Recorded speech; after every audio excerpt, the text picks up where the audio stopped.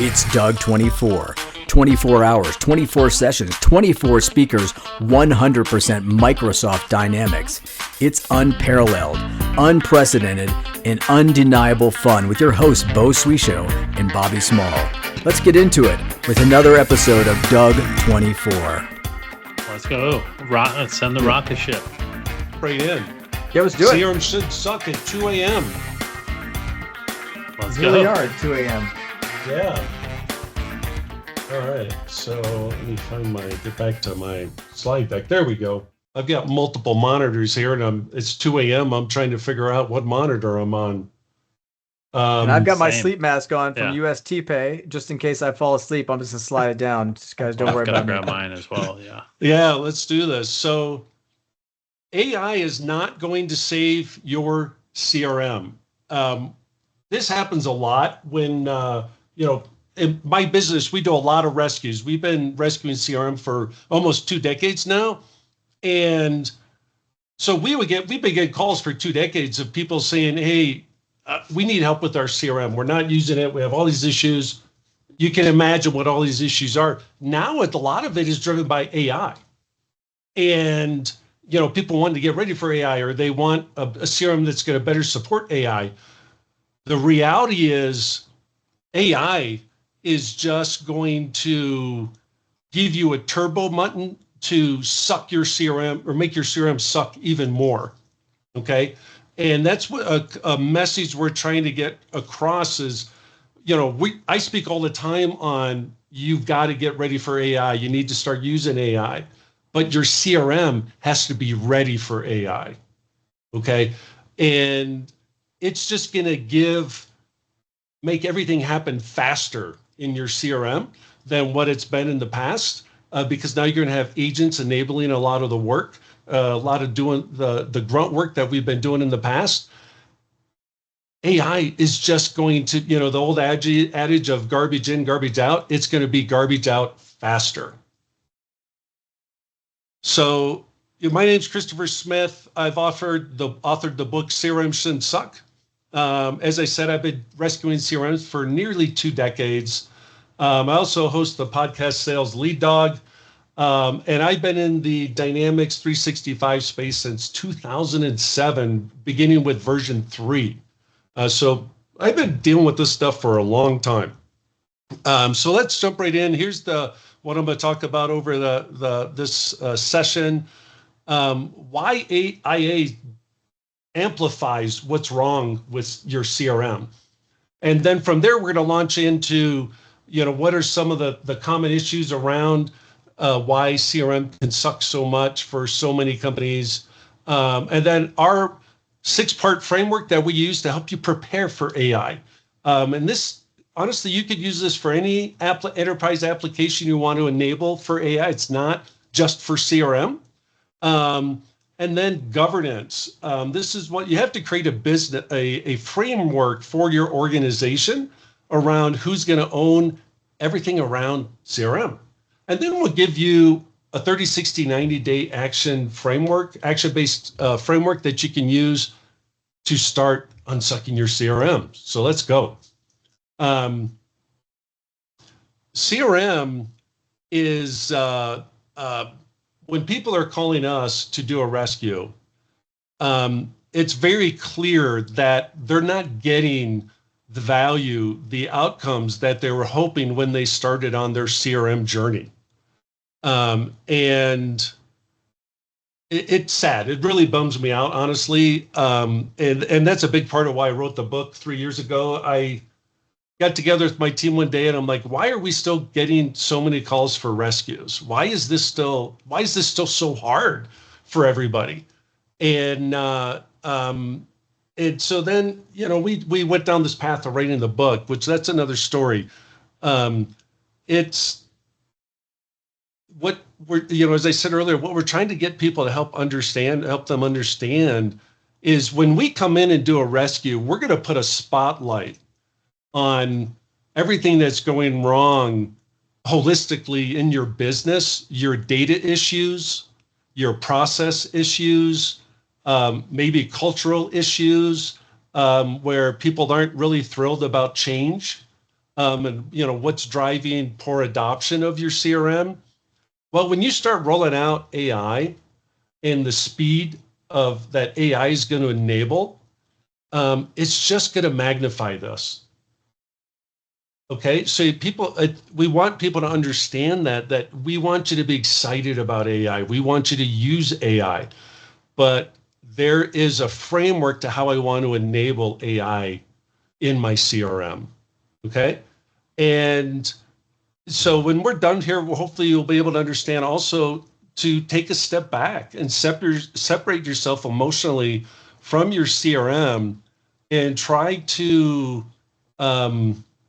understand maybe a little bit just where we are with our CRM.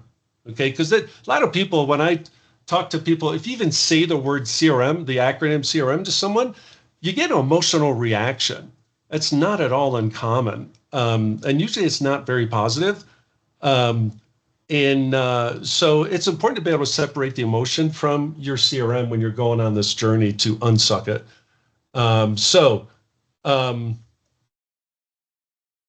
I've talked about this. I'm going to move on from here a little bit, but that's the cool thing about CRM, or, there's not, I don't think, a better platform out there to enable AI than your CRM.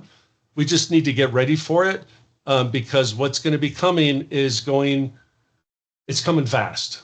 Okay, so if you have bad data, that's going to be exposed in the decision making that you're making based upon AI, what AI is telling you. If you don't have strong data in your CRM, reliable data in your CRM, AI is not going to make it any better. If you had bad processes wrapped around your CRM, you're hoping people are going to be able to make better decisions with CRM. If you have process issues, it's going to be exposed. Okay, so I'm sure you guys are all like me when it comes to AI, is the speed of this. I've never seen anything like it. And so even with what Microsoft is doing, they're all in on AI, like nothing I've ever seen before. They missed the boat on the internet when that was coming out. They were slow to the game with getting, Internet Explorer launched and really embracing internet as the next technology wave. Same thing with mobile. They were very late to the game and had a lot of missteps when it came to mobile. With AI, they're ahead of everybody. And the agents that they're rolling out are just incredibly, incredibly exciting. And I think that it's finally going to deliver on the promise of AI, or excuse me, the promise of CRM. We've been saying, when people have been selling CRM, and it doesn't matter what CRM we're talking about, just CRM in general, it was supposed to completely transform how we sell, how we engage with our customers. It was going to enable our sales team. And then we went through the whole XRM revolution where we're going to be able to extend CRM into any application that we would need in our business. It's been able to deliver on some of those promises, but not the way we were hoping for.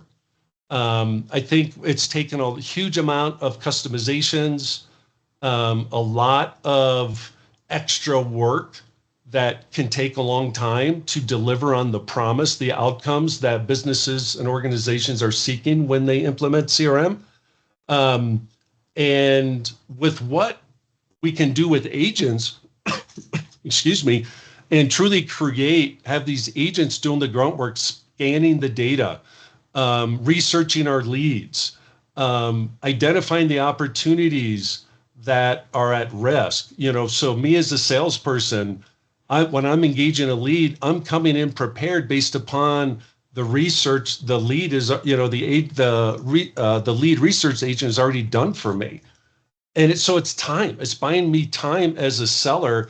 I'm not spending 30 minutes, 45 minutes researching a prospect, trying to learn everything I can about it.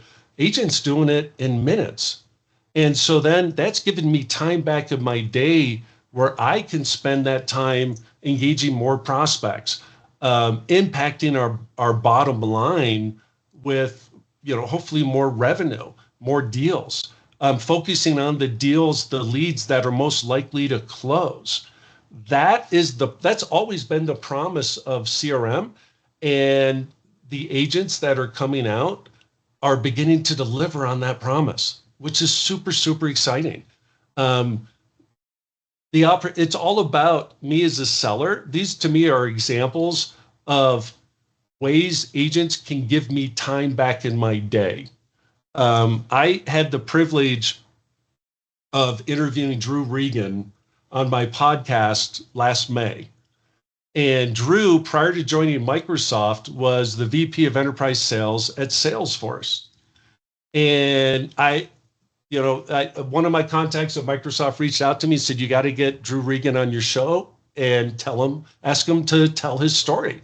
So when he got on the show, he said, Drew, the $1 million question, why did you make the move from Salesforce, who has always been the 800-pound gorilla in the CRM space, to Microsoft? And his answer, it's one word: Copilot. He saw the writing on the wall that the future of CRM is AI. And what it can do to enable your users of CRM to transform how they're engaging. He's like, Chris, when I was at Salesforce, I would have my meetings all day long, back to back to back, the way meetings are these days. At the end of the day, I'd have to spend 2 hours updating CRM to just get caught up with what I did that day. So now that I'm at Microsoft, and the way that CRM is part of the Microsoft ecosystem, I'm doing my meetings in Teams. It's capturing the transcripts of my calls. It's immediately going into Copilot to generate the summary of the meeting, all the information I need from the meeting. So my meeting ends at 10:25. The next 5 minutes, I'm using Copilot to generate the follow-up email, to identify. Copilot's already identified all the follow-up tasks I need to do from the transcript. I'm pushing those into CRM, and I'm on to my next meeting. Beautiful, detailed emails going out to the customer in minutes after the meeting ended. I'm getting all CRM updated with the most critical elements. And I'm on with my day. At 5 o'clock, I'm going home to my family. I've talked to clients and sales leaders and people that are using CRM where the sales team would carve out Fridays or Friday afternoon, or hopefully not too often, but Sunday evening to update CRM. So by Monday morning, when a sales leader went in and looked at his dashboards, CRM's up to date. You can imagine the quality of the information that's going into CRM when you're trying to do it in the evening. You're tired, you're not with your family, your head's not in a great space, and you're spending all that time putting in garbage into CRM. And so that's what, early on I'm talking about how AI is going to amplify that garbage, the poor quality data that's going into CRM. With Copilot feeding your data into CRM, as a seller, it's transformed how I engage with whoever I'm engaging with and generating the follow-ups from my meeting in much greater detail than I've ever dreamt of doing before. I personally love it. It's transformed my day. And having AI being that virtual sales assistant for me, it's giving me back, me personally, probably an extra 20% in my week, 30% in my week, where I can do more, I can add more value to the business, to my organization.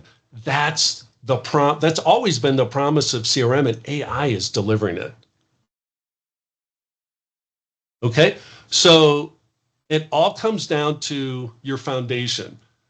For a successful CRM implementation, your foundation is data. If you have data quality issues, your data is incomplete, your CRM house is built on sand, a very, very weak foundation. So it doesn't really matter what else you do with it. If your data is not strong, if it's not complete, if it's not focused on the right market segments that you need it to be focused on, you're going to have problems. And AI is not going to fix it. It's only going to make it worse. Okay, because you're training your models, you're training your agents on bad data.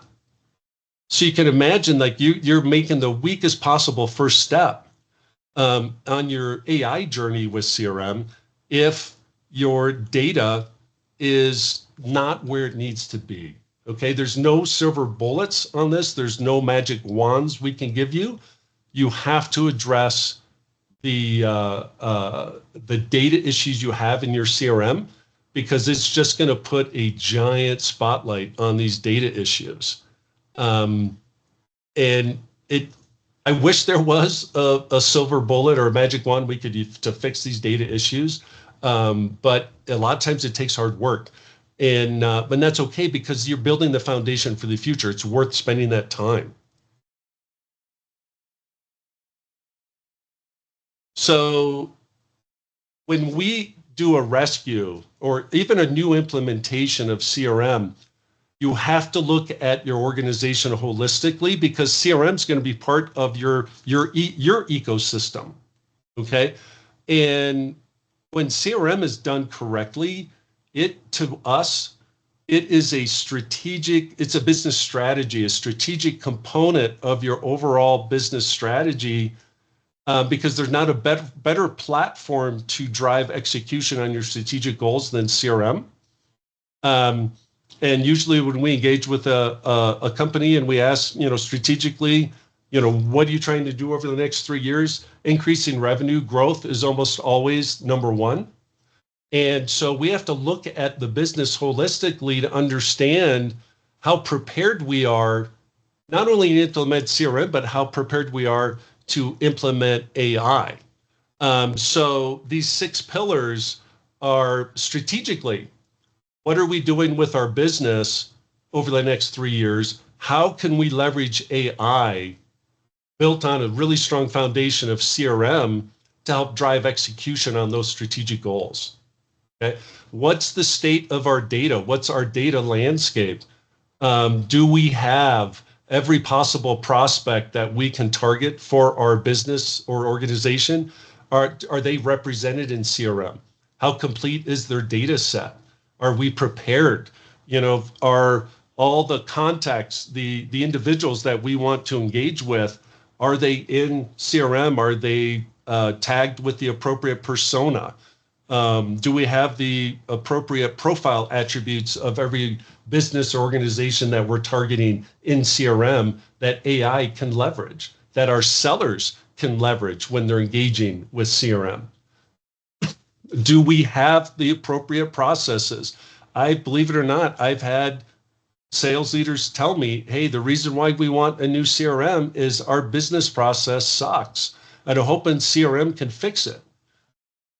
I'm going to let you in on a secret. There's not a CRM, there's not a piece of technology out there that can fix bad process. That has to be done one way, of doing the hard work of breaking down your process and figuring out where the bottlenecks are, where the issues are, and designing one that's optimal for your organization. Then that I can then bring in CRM, I can then bring in AI to enable. That's one of the core messages of what I'm trying to present today. It's not about the tool. It's about looking at your business holistically. Doesn't matter what CRM you're using, what AI agents you're using. If you don't have the proper processes in place, it's not going to matter. Adoption is critical to any technology implementation that you're doing. AI is no different. You have to begin with your end users in mind. How best that, we thought about this strategically. We've got our data in place. We've got our business processes in place, but it's still people that are going to be using this. And so we have to understand the impact it's going to have on them. Change insights, usually introduces some level of fear. in the user.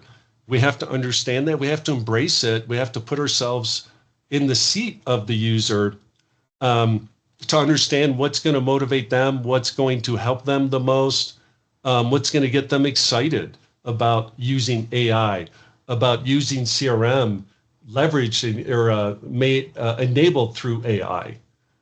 Super important. We can never, ever forget who we're actually building this for. Governance is a huge topic. It's always been a huge topic for CRM. It becomes even bigger when we start implementing AI. We can't just throw it out there and hope for the best. We have to do it with guardrails in place. We have to do it in ways that, I remember when I've been doing this for, almost 4 decades now. I had to stop and think about that for a second. And I've seen a lot of technology change in those 4 decades. And one of the biggest fears has always been, how do we control this new piece of technology, this new methodology, whatever we want to talk about over those 4 decades? How do we do this in a way where it doesn't introduce unnecessary risk to the business? AI is the exact same way. AI enabled through CRM is even more reasons why we need to have guardrails in place. We've had horror stories of where I've talked to sales leaders where they're like, yeah, I just have my team out there. I just asked them, go out, start trying every AI tool you can find, and then come back to me with the ones you like, and we'll figure out what we'll use for our organization. They're not doing any research on these AI tools. They're not asking the questions of, well, if I start training this model, these agents to do what, to support my business, is my data protected, or am I sharing it with the world? Am I sharing my IP? Well, we've spent so much time and so much money to build. Did I just give that away to the whole world? That's happening every day. And it will continue to happen without the proper attention to governance. And then the last bullet here, integration. It's about how do I fit this into everything else that we're doing, all the other things we're doing to move our business forward. So again, I say this over and over again because I see it so much, and I'm kind of hammering this point home. It's always been garbage in, garbage out with CRM, but now with AI, you're going to do it so much faster. Okay. And you're not going to be getting the outcomes that you were hoping for. You're just going to be doing a heck of a lot faster than what you've done it in the past. Okay. And AI is always going to present whatever the response it's giving you as fact. But if it's building it on bad data, it's going to give you bad responses very, very confidently. Okay. And, how is anyone going to know? If they're looking at this stuff, it's AI, it's got to be right. Well, if it's built on a foundation of bad data, it's not going to be. Okay, so here's the first checklist. It's 2 a.m., middle of the night. Now, I think now's probably a good time to start thinking about your CRM because you're probably too tired to be emotional about your CRM. And so it comes down to fundamental questions. Do your users, the people that you're relying on to use your CRM to help achieve the strategic goals of your business, do they even trust CRM enough to use it and rely on it to make the key decisions for your business? I was at a conference last year talking to the VP of sales. He's the head of sales for a company over $1 billion in revenue. And I asked him, what are you doing? How do you manage your pipeline today? He pulled out his phone. He opened up an Excel spreadsheet. He's going, Chris, this is how I manage my spreadsheet.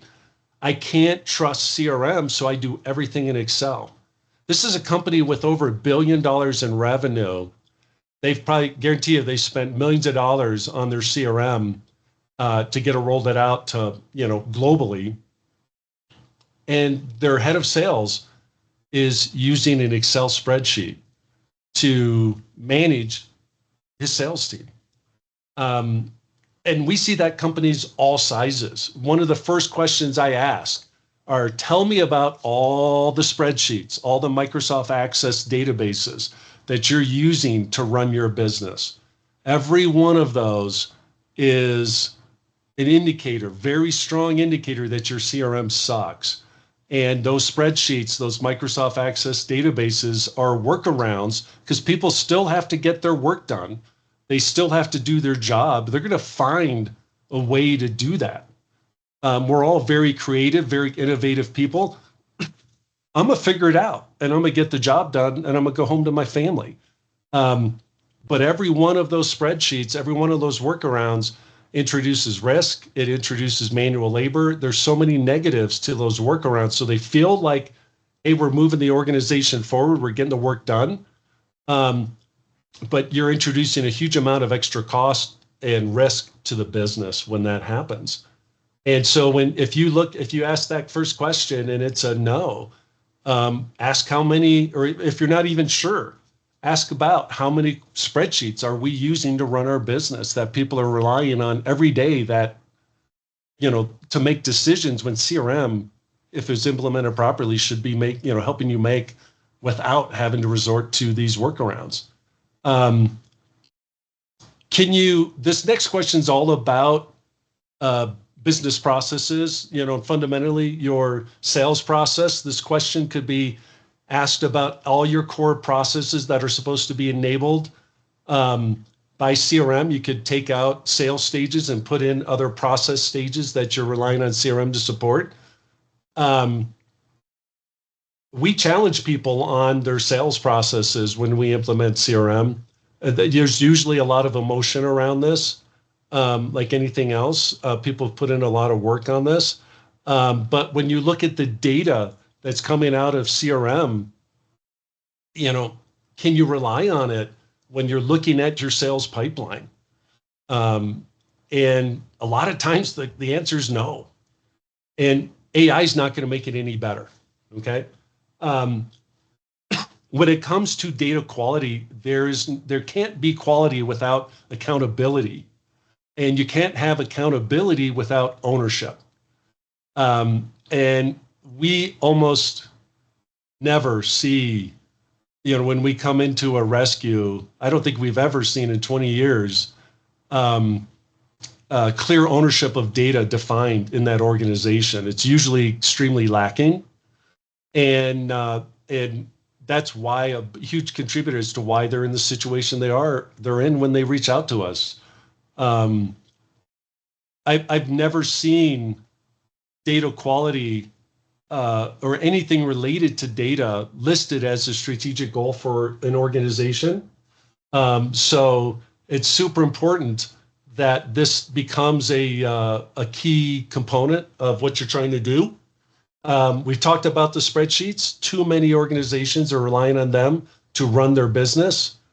And if you put a bunch of people in a room and you ask them, hey, what's the first thing we should do with AI? However many people you have in the room, that's how many different opinions you're going to have. And so if you're checking these boxes, you've got an issue that you need to address before you really get too deep into this AI journey. Okay. So let's dive a little bit deeper into this mess. Bad data. It's just a big problem. It's the first big problem you have to address to unsuck your CRM. Okay. People focus more on the tool when they're implementing CRM than their data framework. They focus on the features. They focus on automations, things that we can do. What are some of the cool things we can do with CRM? They don't spend enough time thinking about their data framework. Are we truly creating that 360-degree view of the client that we wanted? when we started on this. So again, it's all about building this foundation. You want a foundation of granite that only a good, complete data set that can provide. So, if you have really bad data and now we're going to bring in the marketing team to use it, we're going to bring in operations, customer success to begin using this data, the more I engage throughout the organization with CRM, the more risk that I'm going to give.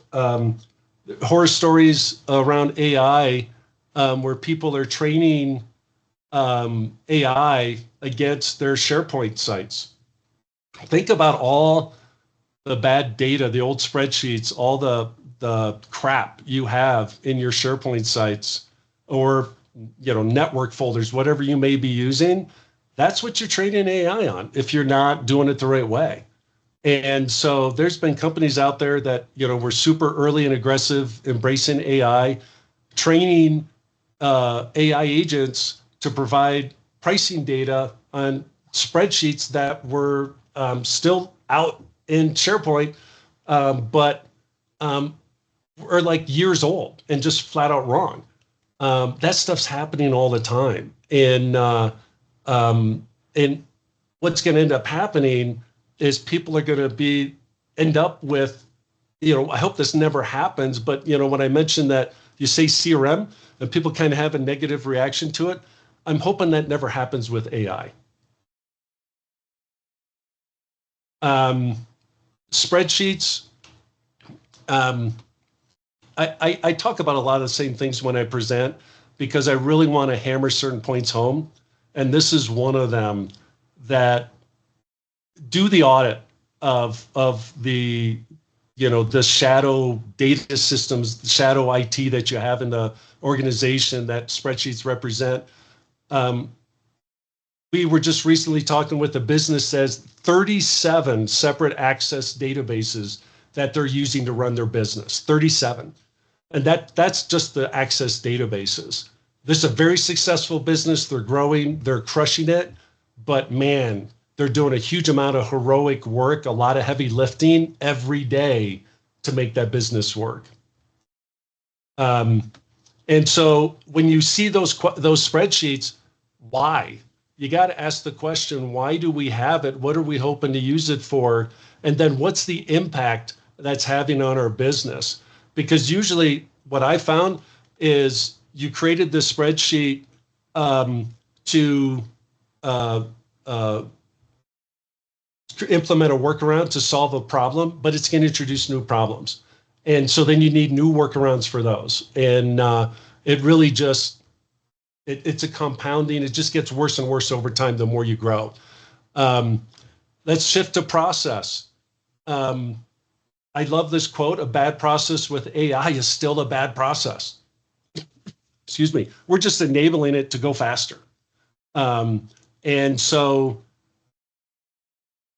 there's no way to fix a bad process other than doing the work, the heavy lifting you have to do to address whatever those issues are, making that process less optimal than it should be. So when we're going to do that work, we need to sit down and understand the why behind the process. What's triggering the process? What decisions are we expecting to come out of this? What actions are expecting to happen during this process? What are the handoffs? When this process executes, is it flowing into more processes?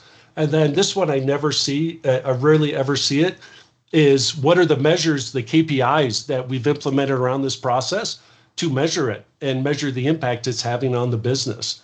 That it's super important that we have that baked into what we're doing. So if you don't have those answers, you're not ready for AI yet. Okay, figure this stuff out first. And here's some questions you can ask. I'm not going to go through every one of these, but ask these questions when you're evaluating your processes that you want to enable with AI.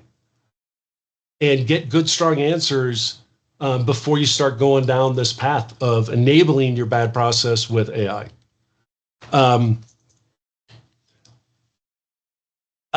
I talk to sales leaders on my podcast all the time. about authenticity, and people are really, really good at smelling something that isn't quite right. And it's not going to be any different. It's no different with CRM. It's not going to be any different with AI. Okay. So if CRM is built to help the leadership, and that's the focus, that, hey, we want great dashboards for the leadership, but we really didn't spend any time on enabling the people that are actually using it, they're not going to use it.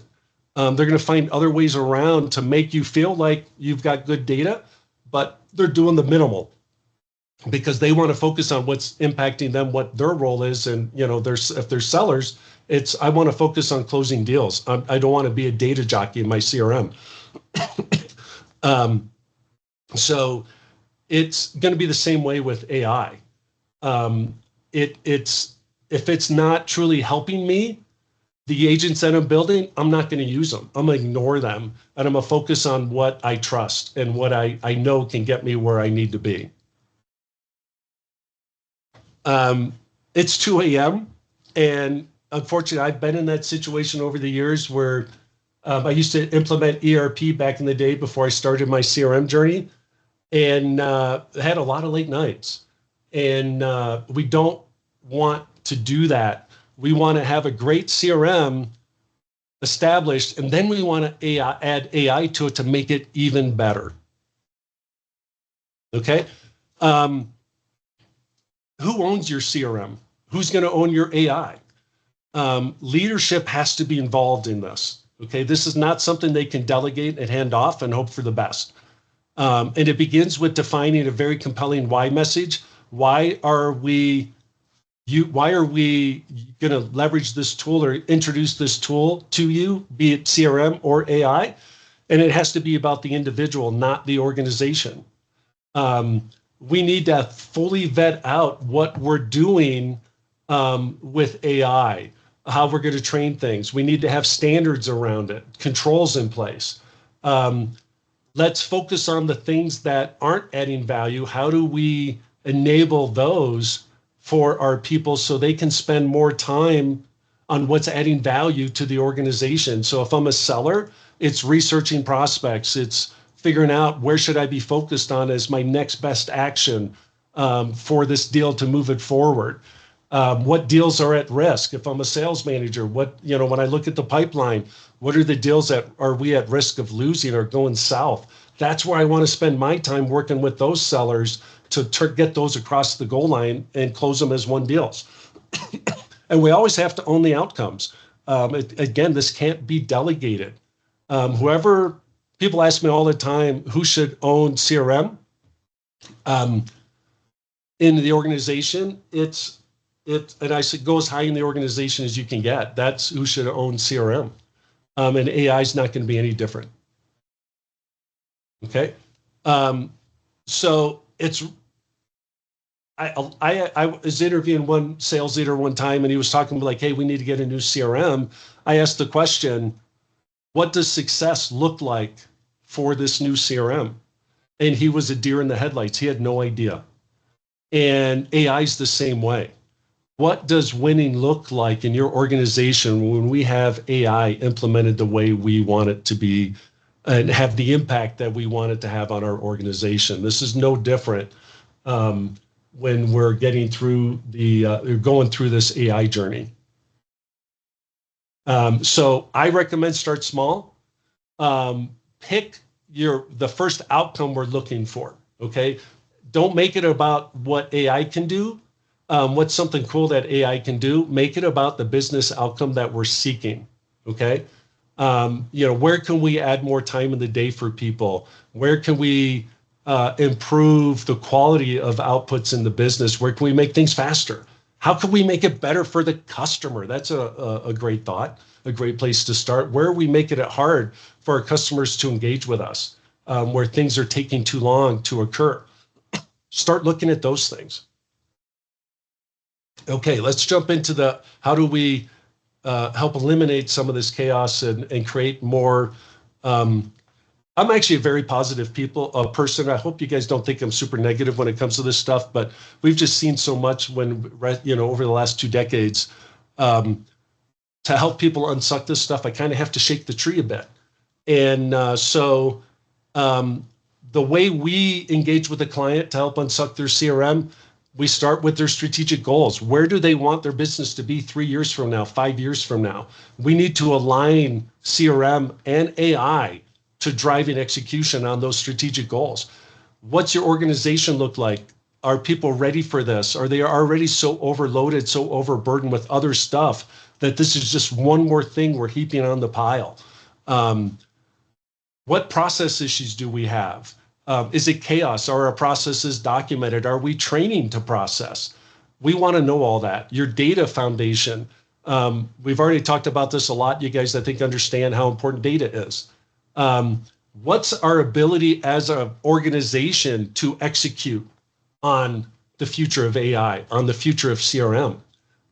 We had a client where they wanted us to migrate them from Salesforce to Dynamics and do it in about 6 or 7 months with over, I think at that time, they had 2,000 users, okay? And they wanted to do a major transformation, major shift across every employee in the business was using Salesforce at that time, and they wanted us to migrate them to Dynamics. And we told them, if you do this, you're going to have a huge amount of your organization. We had VPs and directors telling us, if they do this, we're quitting, we're out. They're already whipsawing us enough. We can't also do this. You have to make sure your organization has the bandwidth to support these changes, these transformations. And then you also have to look at your technology landscape. This is to become an additional part of your ecosystem. Where does it fit? How does it connect? What are we going to integrate to? We want to make sure we're thinking about all this stuff and doing it holistically. And because we want to create, again, this is part of our ecosystem. We want it to all connect and work together seamlessly. Okay. I love this line as well. Give AI a job description. I think doing that makes you think about AI a little bit differently than just another tool. Like, we want it to be part of the team. We want it to be virtual assistants enabling our team. And so give it a job description.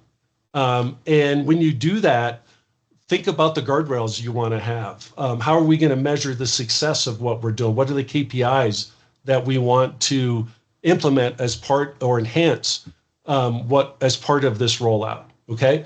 And then establish those executive guardrails.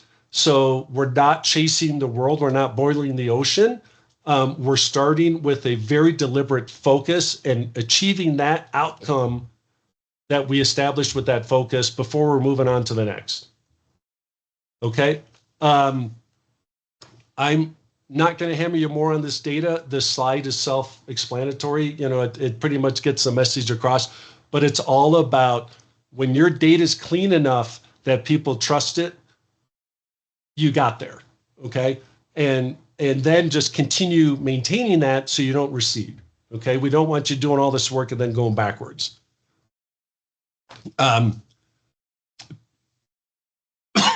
Excuse me. If your current business core processes are kind of chaotic, we need to fix that. Okay. I could implement you the most perfect CRM system in the world. Just be absolutely perfect for your organization. But if everything around it is chaos, all the core processes around it are chaos, everything else is chaos, eventually that chaos is going to consume CRM. And we don't want that to happen. Okay.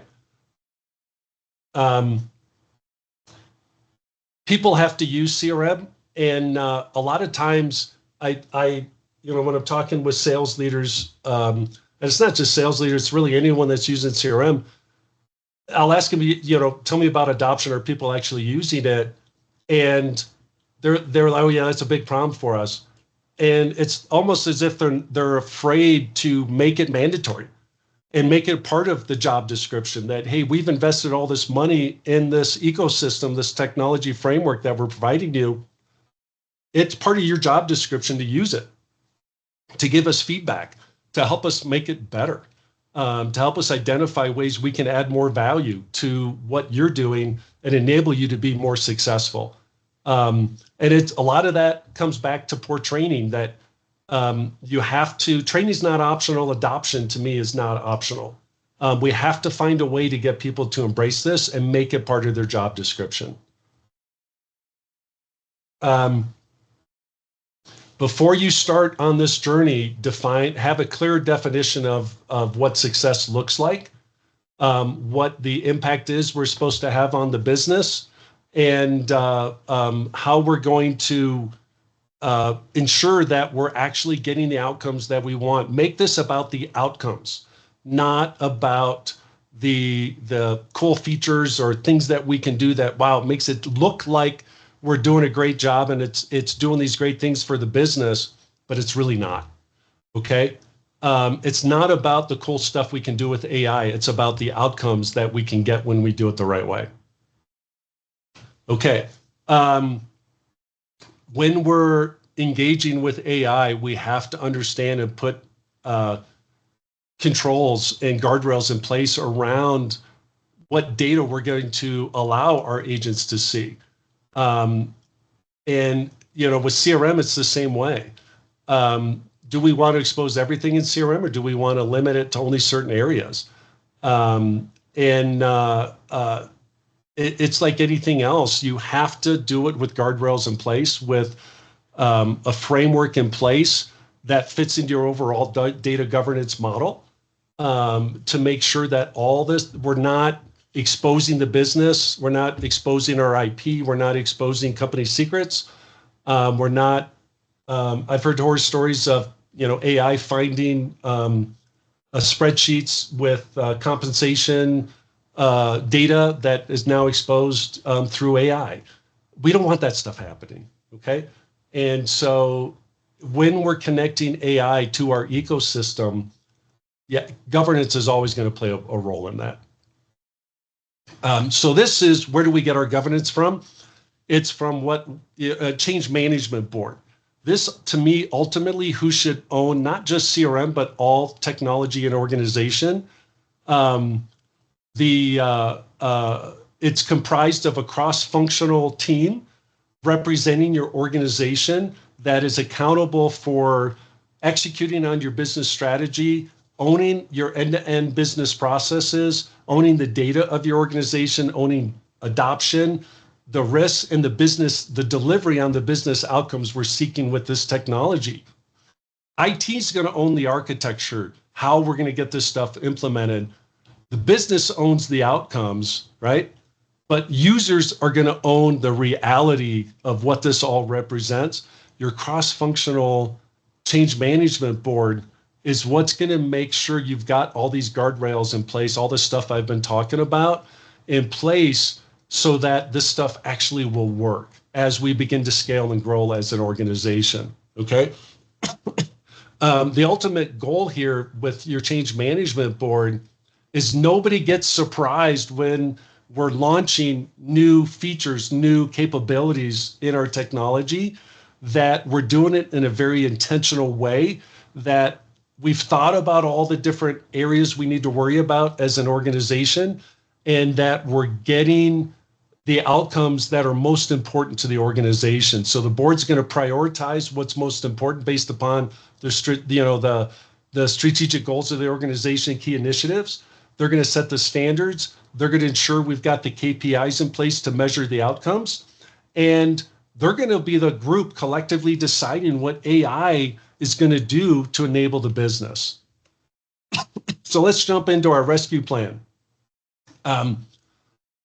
Stop the bleeding, the chaos. Address the chaos that you may have in your organization before you start deploying a bunch of agents that are just going to make it potentially worse, okay? Focus on the data, focus on the outcomes that are going to deliver the best value. Get rid of the spreadsheets. I call it slaying the spreadsheets. Get those pulled into Dataverse to where you now have control. It's connected to all your other data in the organization, to eliminate those risks and lack of control that you have with every spreadsheet. Introduce ownership. who owns the process, who owns the data, who's going to be held accountable for that process and the quality of that data. And then have that governance cadence where they're reviewing the outcomes as the part of the function of the change management board to make sure we're getting the outcomes, we're going in the direction we need as an organization. Okay, start with the obvious stuff in the first 30 days.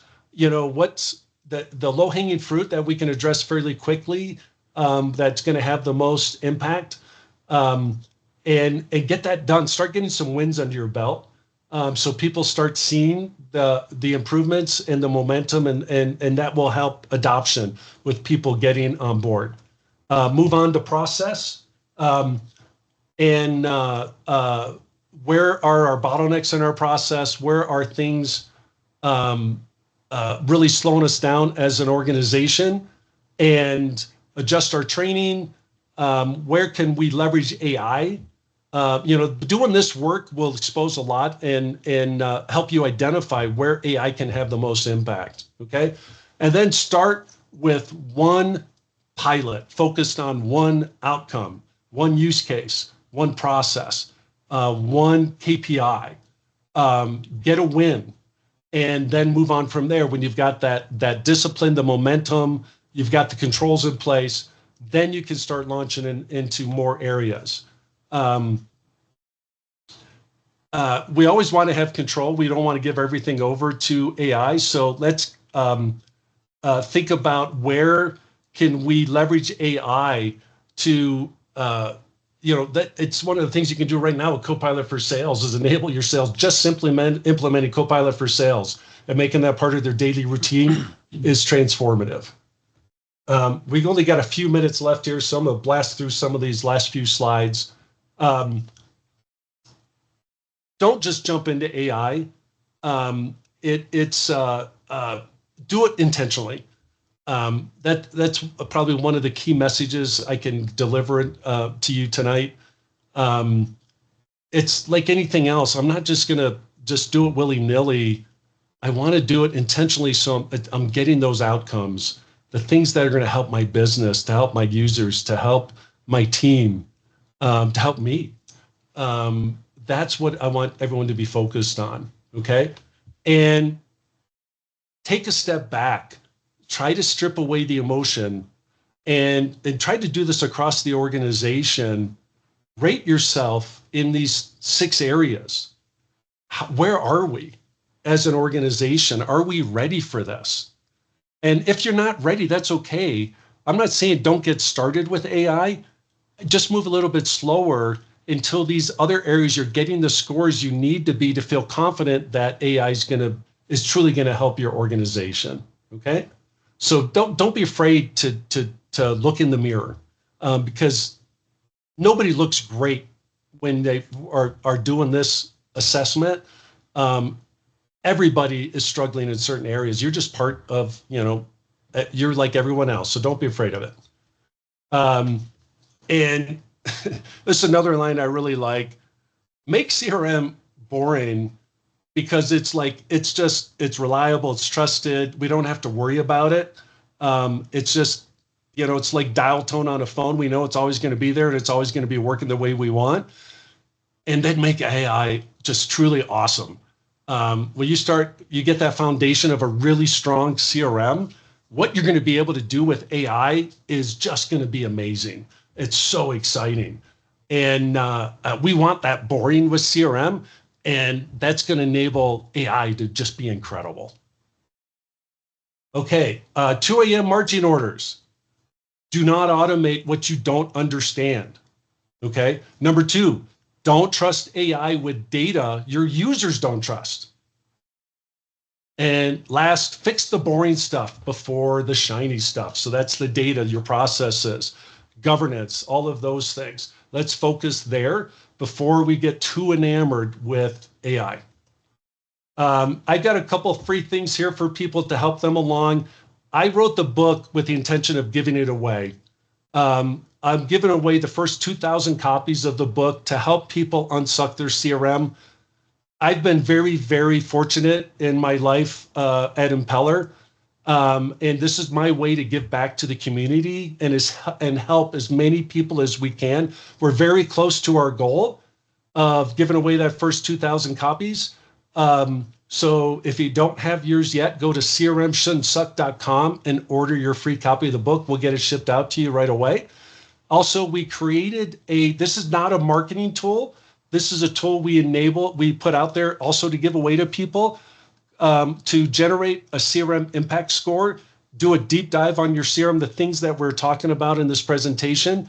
You can go through that tool and score your organization on where we're truly at with our CRM and have that CRM impact score in these 6 areas that I talked about today. And this is it. I hit my time for this session. Thank you all so much for attending at 2 a.m. Great job, Chris. Really appreciate it. Yeah, definitely don't sleep on that book, and make sure, Chris, if you don't mind, just send in some of those links in the chat and stick around a little bit.